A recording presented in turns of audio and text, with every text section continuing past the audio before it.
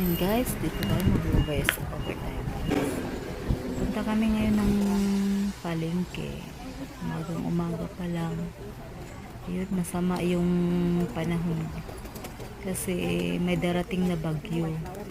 Ayan, umaga pa lang. Ang lakas ng hangin. Ayan, mga puno na yan. Yan, lakas ng hangin. Tapos naglalakad din dyan.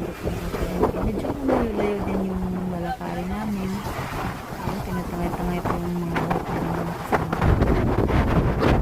Ayan, dyan sa park na yan. Ayan, mga puno. May dala kaming payong, pero hindi namin nabubuklat yung payong dahil tinatangay ng hangin.